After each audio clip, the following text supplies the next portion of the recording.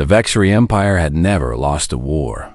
In 300 years of conquest, they had crushed 17 star systems and enslaved billions of creatures across the galaxy. Their warriors stood 8 feet tall with bodies covered in natural armor harder than steel. Their ships darkened the skies of every world they visited. Fear traveled ahead of them like a plague.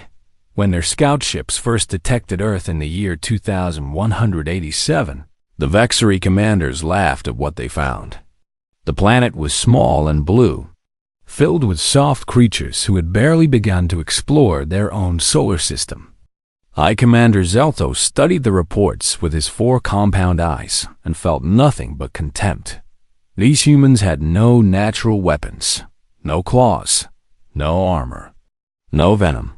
They were practically begging to be conquered. The Vexry War Council met aboard the flagship Eternal Dominion to plan the invasion.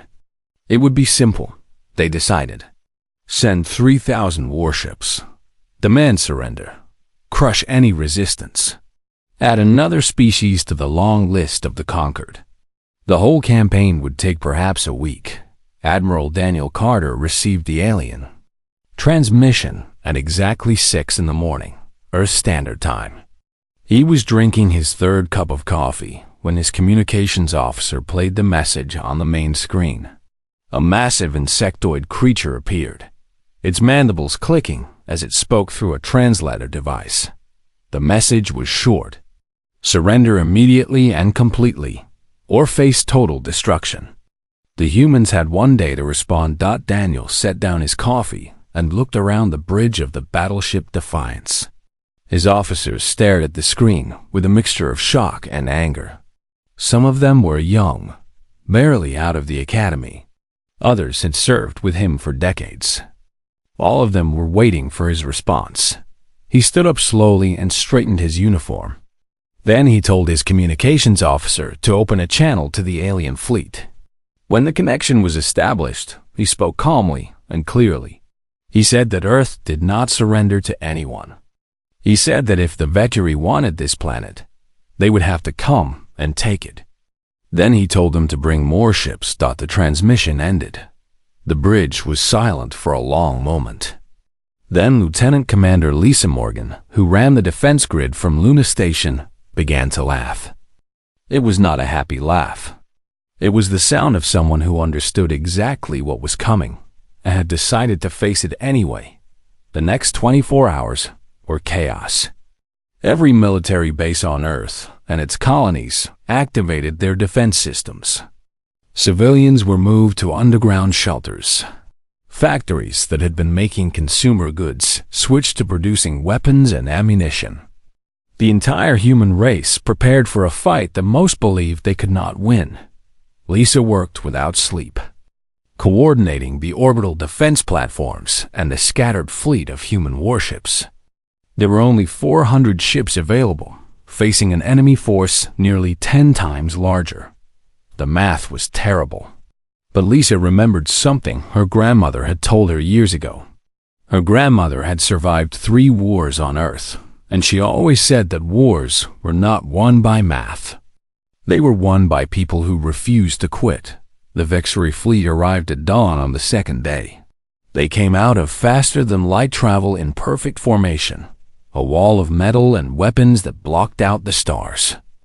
High Commander Zeltos watched from his command throne as his ships moved toward the small blue planet. He expected to see human vessels fleeing or surrendering.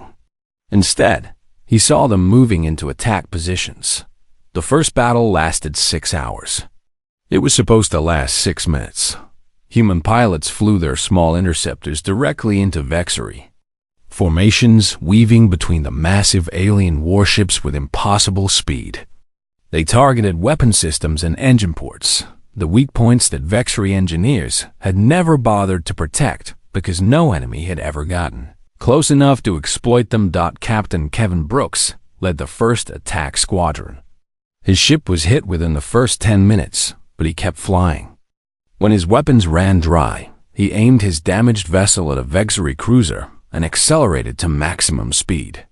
He ejected at the last second, his escape pod tumbling through space as his ship exploded against the enemy hull. The cruiser broke apart, taking 2 other HFY ships with it. Kevin was rescued 3 hours later, bruised and bleeding but alive. His first words were a request for a new ship. The HFY lost 400 vessels in that first engagement. They had expected to lose none. High Commander Zelthos stared at the casualty reports and felt something he had never experienced before. It took him several minutes to identify the emotion. It was doubt. On Earth, people watched the battle through telescope feeds and satellite imagery. They saw their tiny ships darting among the giant alien warships like angry wasps attacking a bear. They saw explosions lighting up the darkness of space. They saw their defenders dying by the hundreds. And they saw something else too. They saw the enemy dying as well. Admiral Daniel Carter stood on the bridge of the Defiance as the HFY fleet finally pulled back to regroup. His ship had taken heavy damage. A third of his crew was dead or wounded, but they were still fighting. They were still alive. Lisa contacted him from Luna Station with the final numbers. Humanity had lost 112 ships. The enemy had lost 417. It was not a victory, but it was not the instant defeat everyone had predicted. Daniel looked out at the stars and thought about what came next. The HFY would return with more ships and better tactics. The war was just beginning. But something had changed in those 6 hours. The galaxy had seen humans fight, and the galaxy had watched the mighty HFY bleed. He opened a channel to all surviving ships and spoke quietly. He told them that they had done something impossible today. He told them that they had shown the universe what humans were made of. He told them to rest, to repair their ships, and to prepare for the next battle. Because the next battle was coming, and they would face the same way they faced this one. Together, on the Eternal Dominion, High Commander Zelthos called an emergency meeting of his generals. They had expected easy prey. They had found something else entirely. These soft creatures with their fragile bodies and their tiny ships had hurt the HFY Empire in ways that should not have been possible. One of his generals suggested retreat. Zelthos killed him on the spot. The HFY did not retreat. The HFY conquered. They would simply need more ships, more soldiers, and more time. But deep in his ancient mind, a small voice whispered a warning. These humans were different. These humans were dangerous. And this war might not end the way the Empire expected. 3 weeks after the first battle, representatives from across the galaxy gathered aboard Space Station Harmony to discuss peace. The station floated in neutral space, far from both Earth and HFY territory. It was supposed to be a place where enemies could talk without fighting. Ambassador Kethrol of the Neutral Galactic Council had organized the meeting, hoping to end the war before it consumed everything. Kethrol was a tall, thin creature with silver skin and large black eyes. His species had avoided war for 10,000 years by understanding other species better than they understood themselves. He had studied humans extensively since their first contact with galactic civilization. What he had learned disturbed him deeply. The HFY delegation arrived first, led by General Krasix, one of High Commander Zelthos' most trusted officers. Krasix was enormous even by HFY standards, his armored body covered in scars from dozens of conquests. He believed this meeting was a waste of time. Humans would surrender eventually. All species did. The human delegation arrived an hour later. Captain Kevin Brooks led the group, his cybernetic arm gleaming under the station's lights. He had lost his original arm during the Battle of Mars 2 weeks earlier. A piece of HFY shrapnel had torn it off at the elbow. Human doctors had replaced it with a mechanical limb within 3 days. Kevin was fighting again within a week. Kethrol watched the 2 delegations take their seats across from each other. The tension in the room was thick enough to cut with a knife. He stood between them and began to speak, his translator converting his words into both languages. He explained that he had called this meeting because he believed the war could still be stopped. He said that both sides had suffered losses, and more fighting would only bring more death. He asked them to consider peace. General Krasik's made a sound that might have been laughter. He said that the Vexery did not make peace with inferior species. He said that humans had one chance to surrender, and they had wasted it. Now they would be conquered like all the others. Kevin sat quietly during this speech, his face showing no emotion. When Krasik's finished, Kevin did not respond. Instead, he looked at Ambassador Kethril and asked a simple question. He asked the ambassador to tell the Vexery what he knew about human history. Kethril hesitated. He had prepared for this moment, but speaking the truth might make the Vexery even more aggressive. Still, someone needed to say it. He turned to the Vexery delegation and began to explain what his research had revealed. Humans, he said, had spent most of their existence fighting each other. They had developed weapons capable of destroying their entire planet many times over. They had created bombs that could poison the land for generations. They had built machines designed only to kill as many of their own kind as possible. And somehow, despite all of this, they had chosen not to destroy themselves. Krasik's interrupted to ask what this had to do with the current war. Kethril continued. He said that humans had a concept called war that was different from Vexery conquest. When humans went to war, they did not stop until the enemy was completely defeated. They did not accept partial victories. They did not retreat when the odds were against them. They fought until they won or until every single one of them was dead. He described human history in detail. He told them about soldiers who charged into certain death to protect their friends. He told them about cities that burned for months while their defenders refused to surrender. He told them about ordinary people who picked up weapons and fought against armies because their homes were threatened. General Krasik's listened with growing impatience. He said that brave words did not win wars. He said that the Vexery had better weapons, better ships, and more soldiers. Human courage was meaningless against superior force. Kevin Brooks stood up slowly. He reached down and detached his cybernetic arm with a soft click. Then he placed it on the table in front of him. He spoke calmly. He said that humans had been replacing their broken parts and continuing to fight since before they ever reached the stars. He said that losing an arm or a leg or an eye did not stop a human soldier. It just made them angry. He asked the general a simple question. He asked how many arms the Vexery were willing to lose. The room fell silent. Krasik stared at the mechanical arm on the table, then at the empty space where Kevin's limb should have been. For the first time, something like uncertainty crossed the general's face. Kethril tried to restore calm. He suggested a temporary ceasefire while both sides considered their positions.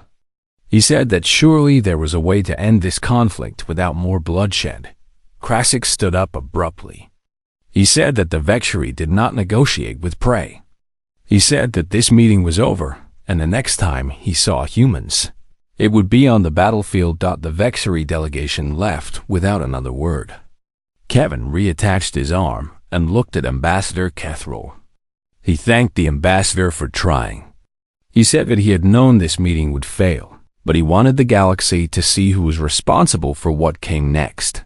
Kethril walked with Kevin back to his ship. Along the way, he asked a question that had been bothering him since he first started studying humanity. He asked why humans were so willing to die for each other. He asked where that courage came from. Kevin thought about the question for a long moment. Then he said that he did not think it was courage exactly. He said that humans love things, people and places and ideas, and when those things were threatened, something inside them changed. Fear stopped mattering. Pain stopped mattering.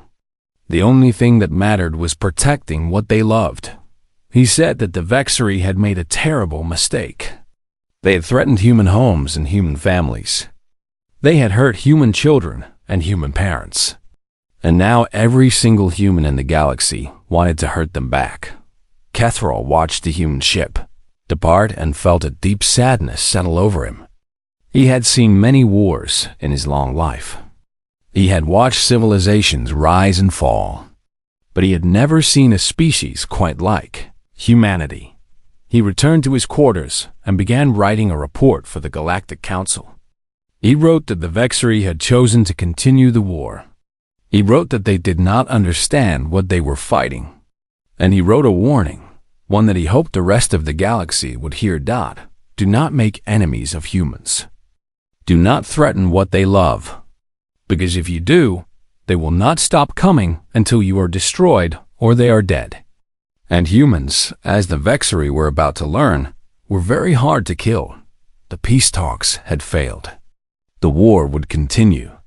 And somewhere in the dark between stars, human soldiers were preparing to show the galaxy exactly what they were capable of. 6 months into the war, the Vexari controlled most of humanity's outer colonies. They had taken the moons of Jupiter and Saturn. They had captured mining stations in the asteroid belt. Their flag flew over human cities on worlds far from Earth. High Commander Zelthos believed victory was close. He was wrong. Major Amanda Price had been stationed on Titan when the Vexari invaded. She was supposed to evacuate with the rest of the military forces. Instead, she stayed behind with 200 volunteers. They disappeared into the moon's frozen tunnels and began a different kind of war. The Vexari sent 50,000 soldiers to occupy Titan. They expected the humans there to accept defeat and work in the mines as slaves. Instead, they found empty cities and silent factories. The human population had vanished into the underground, networks that spread beneath the surface like veins in a body. Amanda's first attack came 3 days after the occupation began. Her soldiers emerged from a hidden tunnel, destroyed a Vexari supply depot, and disappeared before the enemy could respond. The attack killed 30 Vexari and destroyed enough food to feed 1,000 soldiers for a month. The second attack came a week later. Then another. Then another. The Vexari could not find Amanda's forces, no matter how hard they searched. The humans knew Titan better than any invader ever could. They knew every tunnel, every cave, every crack in the ice. They struck without warning and vanished without a trace. General Krasix sent his best hunters to track down the resistance. Amanda's soldiers killed them all. He sent armored vehicles to patrol the surface. Amanda's soldiers planted bombs that destroyed them from below. He threatened to kill civilian prisoners if the attacks continued. Amanda sent him a message saying that every dead civilian would cost the Vexari 100 soldiers. She kept her promise. On Earth, Dr. Chris Turner worked in a secret laboratory beneath the ruins of Chicago. The city had been bombed during the first month of the war, but the underground facilities survived. Chris led a team of scientists who had captured pieces of Vexari technology and were learning its secrets. Human scientists were supposed to be primitive compared to the Vexari. Their technology was supposed to be centuries behind. But Chris and his team did not care about supposed to be. They worked 20 hours a day, sleeping in shifts, eating whatever food they could find. They took apart Vexari weapons and figured out how they worked. They studied Vexari computers and broke their codes. They did in weeks what should have taken years. Chris told his exhausted team that sleep was for species that were not being invaded. They laughed and kept working. The breakthroughs came quickly. Human engineers adapted Vexari shield technology to protect Earth's remaining cities. Human programmers created viruses that could disable Vexari ships. Human doctors developed treatments for wounds that would have been fatal before the war. Humanity was learning from its enemies, and every lesson made them more dangerous. On Europa, Sergeant Megan Shaw faced a different kind of challenge. Her unit was cut off from the main human forces, stranded on the frozen moon with limited supplies and no hope of rescue. The Vexari controlled the space around them. Leaving was impossible. Megan decided that if she could not leave, she would make the Vexery regret coming. She led her soldiers across the frozen plains, attacking enemy patrols and stealing their equipment. They ate Vexery rations when their own food ran out. They wore Vexery armor over their own suits to stay warm. They became ghosts that haunted the enemy's nightmares. 18 days passed before human forces finally broke through to rescue Megan's unit. When the rescue ship landed, they found Megan standing in front of a pile of destroyed Vexery equipment. Her face was covered in frost. Her fingers were black with frostbite. She had not slept in 3 days. The rescue team asked her what she needed. Megan asked for ammunition and hot coffee. Then she asked when she could get back into the fight. High Commander Zelthos received reports from every occupied world, and every report told the same story. Humans were not surrendering. Humans were not accepting defeat. Humans were fighting in ways the Vexery had never seen before. On Ganymede, human factory workers sabotaged the equipment they were forced to operate. On Callisto, human children threw rocks at Vexery soldiers and ran away before they could be caught. On every moon and asteroid and station that the Vexery controlled, humans found ways to resist. The Vexery had conquered many species. They knew how to break a population's will to fight. They had used fear, violence, and starvation to crush resistance movements across the galaxy. None of these tactics worked on humans. Fear made humans angry instead of obedient. Violence made them more determined instead of less. Starvation made them creative instead of weak. Everything the Vexery did to break human resistance only made it stronger. One of Zelthus' advisors suggested a terrible solution. He said they should destroy the occupied worlds entirely. Kill every human, burn every city, leave nothing but ashes. It would cost the Empire valuable resources, but it would solve the resistance problem permanently. ZelTHOS considered the suggestion carefully. Then he rejected it. Not because he cared about human lives, but because he was beginning to understand something important. If the Vexery destroyed the occupied worlds, the humans on Earth would fight even harder. They would never surrender. They would never stop. They would chase the Vexery across the galaxy and burn every world the Empire controlled. He had started this war expecting to conquer a weak species. He had found something else entirely. He had found a species that grew stronger under pressure. A species that adapted to every challenge. A species that simply refused to die. For the first time in his long life, High Commander Zelthos wondered if he had made a mistake. For the first time, he wondered if the Vexery Empire had finally found an enemy it could not defeat. The war continued. Human resistance grew. And somewhere in the darkness, Amanda Price planned her next attack. Chris Turner made his next discovery, and Megan Shaw loaded her weapons and prepared to fight again. The galaxy was watching. And the galaxy was beginning to understand that humans were not prey. They were something far more dangerous. 1 year after the war began, humanity struck back. Fleet Admiral Ryan Collins had spent months rebuilding Earth's military forces. Factories worked day and night producing new ships. Training camps pushed recruits through programs in weeks instead of months. Scientists delivered new weapons based on captured Vexery technology. Every human who could fight was ready to fight. Every human who could not fight supported those who could.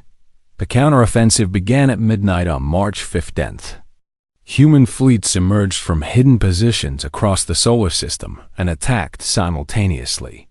The Vexery, who had grown comfortable in their occupied territories, were caught completely by surprise. Colonel Nicole Adams commanded the assault on Titan. Her forces had trained for this moment in secret bases on Earth's moon. They knew the layout of every Vexery base from intelligence gathered by Major Amanda Price and her resistance fighters. They knew where the enemy slept, where they ate, where they kept their weapons. Nicole broadcast a message to the Vexery commander as her ships entered Titan's atmosphere.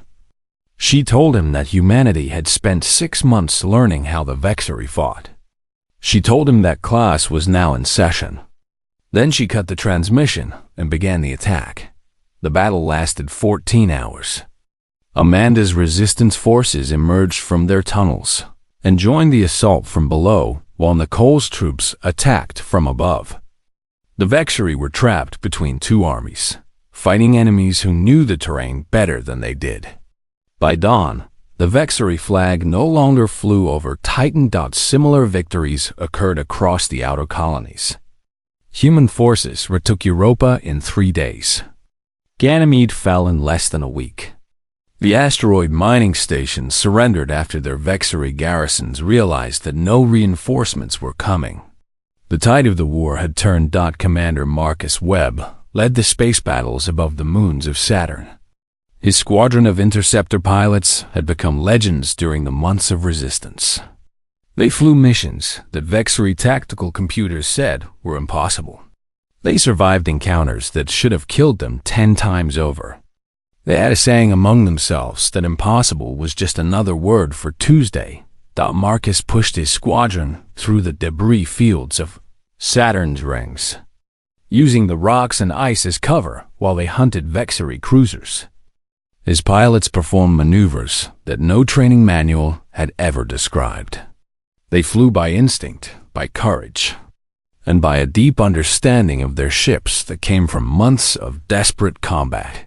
When a journalist later asked Marcus how his squadron achieved such results, he gave a simple answer. He said that no one had told his pilots what was impossible, so they just did it anyway. The Vexery command structure began to collapse. Generals who had never lost a battle suddenly found themselves losing everywhere. Officers who had expected promotions and glory found themselves retreating and dying. High Commander Zelthos sent urgent messages demanding that his forces hold their positions. Most of those messages never reached their destinations because human programmers had learned to intercept Vexery communications. On the occupied worlds, human civilians rose up alongside the military forces. People who had hidden during the occupation emerged with whatever weapons they could find. Miners used their drilling equipment against Vexery soldiers. Factory workers turned industrial machines into weapons. Teachers protected their students with stolen Vexery rifles. Everyone fought. Amy Torres was 16 years old when the Liberation Forces reached her city on Callisto. She had spent the occupation hiding in basements and stealing food from Vexery supply trucks. When the battle began, she grabbed a metal pipe and joined the fight. She was too young to be a soldier, too small to be a threat. But she was human, and humans did not surrender. The Vexery soldiers on Callisto were shocked by what they faced. They had conquered this world months ago. They had broken its defenses and killed its warriors. Yet somehow, the population was fighting back as if the occupation had never happened. Old people threw homemade explosives from rooftops. Children led soldiers into ambushes. Even the wounded crawled toward the enemy with knives in their hands. One Vexery officer, just before he died, asked a human soldier why they fought so hard. The soldier, a man named Paul Carter, who had lost his entire family in the initial invasion, gave him a simple answer. He said that the Vexery had taken everything from them. They had nothing left to lose and everything to avenge. They would fight until every invader was dead or driven from human space. High Commander Zelthos received reports of defeat after defeat. His mighty fleet of 3,000 ships had been reduced to less than 1,000. His armies were retreating on every front. The species he had dismissed as easy prey was destroying the greatest military force in the galaxy. He sent a request for reinforcements to the Vexery homeworld. The response was silence. The Empire had no more ships to send. Every reserve had already been committed to this war, and every reserve had been destroyed. Worse, news of the Vexery defeats was spreading across the galaxy. The other conquered species, who had lived under Vexery rule for generations, were beginning to stir. If humanity could fight back, maybe they could too. If humanity could win, maybe freedom was possible for everyone. Zeltos realized that he was no longer just fighting to conquer Earth. He was fighting to save the Empire itself.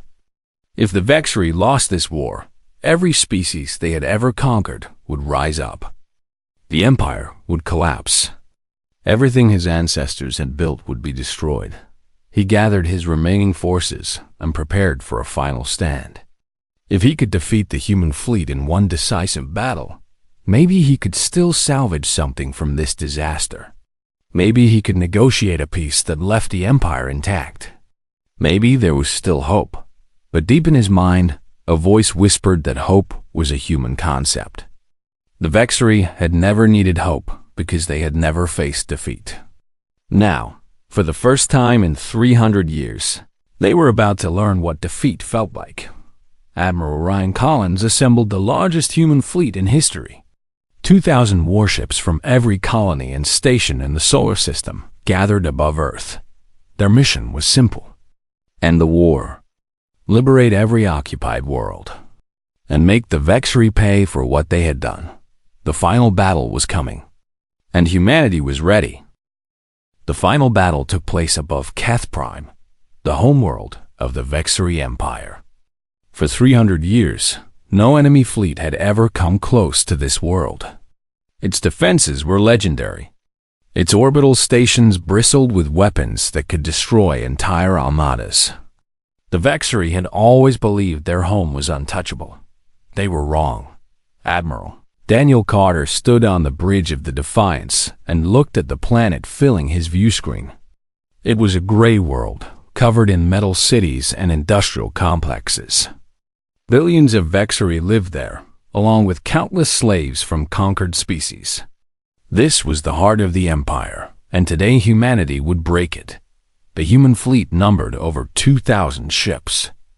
They had traveled for 3 months across the galaxy, stopping only to gather supplies and rescue enslaved populations from Vexri colony worlds.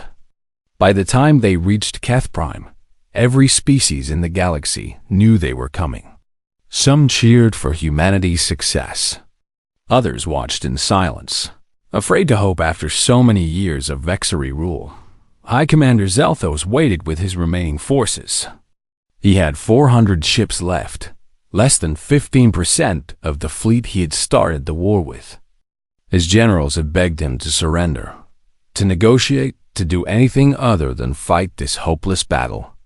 He had executed 3 of them for cowardice. The Vexri did not surrender. The Vexri conquered or died. Daniel opened a communication channel to the enemy flagship. He spoke slowly and clearly, making sure every word would be recorded and remembered. He offered the Vexri a choice: surrender unconditionally, and humanity would spare their world. Refuse, and humanity would do whatever was necessary to end the war. He gave them 1 hour to decide. Zelthos appeared on the view screen. His compound eyes showed exhaustion and something else that might have been fear. He asked what guarantees the Vexri would receive if they surrendered. He asked how he could trust creatures that his empire had tried to destroy. Lieutenant Commander Lisa Morgan stepped forward before Daniel could respond. She had been there from the beginning, at Luna Station, watching the first Vexri ships appear in human space. She had seen friends die. She had seen worlds burn. She had fought for a year without rest. And she was tired of fighting. But she was more tired of what the Vexri had done. She told Zeltos that humanity would show his people the same mercy they had shown the human colonies of Ganymede and Europa. She reminded him of the civilians his soldiers had killed. She reminded him of the children who had starved in occupied cities. She told him that the Vexri would receive exactly what they had earned. The bridge fell silent. Daniel raised his hand, signaling Lisa to step back. Then he turned to face the view screen once more. He spoke quietly, but his words carried the weight of a year of war. He told Zelthos that Lisa was right to be angry. Every human had the right to be angry after what the Vexri had done. But humanity was not the Vexri. Humans did not slaughter the defeated. Humans did not enslave the conquered. If the Vexery surrendered, they would face justice, but they would survive. He paused and looked directly into Zelthus's eyes. He said that the Empire's days of conquest were over. He said that the slaves would be freed and the conquered worlds would be liberated. He said that the Vexery would pay for their crimes, but they would pay through work and restitution, not through death and destruction. And he said that the galaxy would know, from this day forward, what happened to species that threatened humanity. Zelthus was silent for a long moment. Behind him, his officers waited for his decision. In front of him, 2,000 human ships waited for his answer. The fate of his entire species rested on his next words. He surrendered. The transmission ended, and the Defiance's bridge erupted in cheers. Soldiers embraced each other. Officers wept openly. After a year of death and suffering, the war was finally over. Humanity had won. The occupation of Keth Prime was swift and orderly. Human forces landed on the planet and began the process of dismantling the Vexery military. Weapons were destroyed. Ships were captured. Generals who had committed atrocities were arrested and held for trial. The empire that had terrorized the galaxy for 3 centuries collapsed in a matter of weeks. The freed slaves were the first to celebrate. Species that had lived under Vexery rule for generations walked free for the first time in living memory. They looked at the human soldiers who had liberated them and saw something they had forgotten was possible. Hope. Ambassador Kethra addressed the Galactic Council 3 months after the war ended. He spoke about what the member species had witnessed. He described humanity's journey from near extinction to victory. He explained how these strange, soft creatures had done what no other species had ever done before. Dr. Laura Bennett, the new human representative to the council, rose to give her own speech. She was a scientist who had helped develop the weapons that turned the tide of the war. She had not wanted to be a diplomat, but humanity needed voices in the new galactic order, and she had volunteered. She told the council that humanity had not started this war. Humans had been living peacefully in their small corner of the galaxy when the Vexery came with their demands and their threats. Humans had not wanted to fight. They had simply wanted to survive. But when survival was threatened, she explained, something changed inside the human spirit. Fear became courage. Weakness became strength. Individuals became communities, and communities became armies. Humans stopped being peaceful explorers and became something else entirely. They became protectors of everything they loved. They became the worst nightmare of anyone foolish enough to threaten them. She looked around the chamber at the assembled delegates from 100 different species. She told them that humanity came in peace.